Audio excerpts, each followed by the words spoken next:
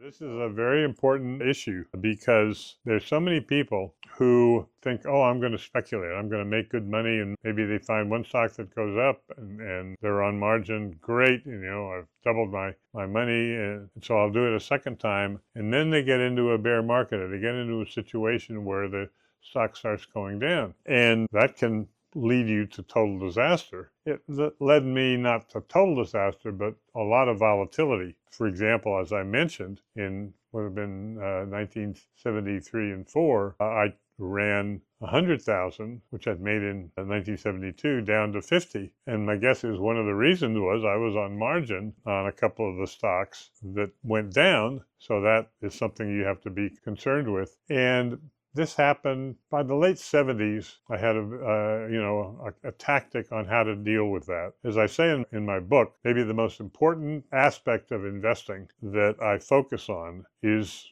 emotion. And what I mean by that mostly is my own emotion. And there's a common saying that the stock market is, based on emotions, the two emotions, fear and greed. Well, the greed, of course, is when the stock that you own goes up. But when you are on margin and the stock starts going against you, what happens? You start to be fearful. So what I would do, let's say I'm what I call 150% invested, which could be I have 10,000 of equity and I'm borrowing 5,000. So that I would call that 150% invested. And it starts going against me. Then I had like a 3-day tactic. Let's say the first day it goes down, and so I say, okay, I'm going to go from 150% invested to 30% invested. How do I do that? Only one way. I sell a chunk of the stock. Okay, and then I know in my mind, all right, now I'm roughly 130% invested. But let's say the second day it goes against me again.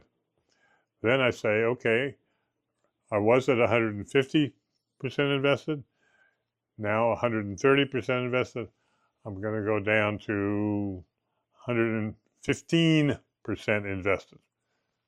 More selling.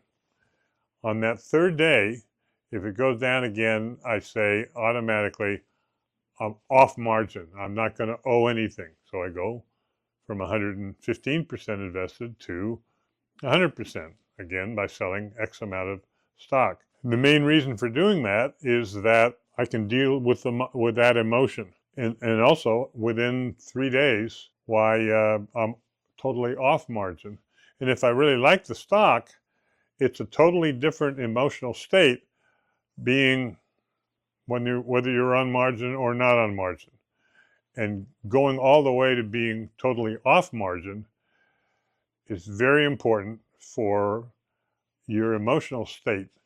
And so that's almost invariably what I do in the last year. I've done a similar situation, and I'm very comfortable with that. But it's a good point in that if you don't have a discipline like that, your odds of remaining as a successful speculator for any significant period of time is best described as 0.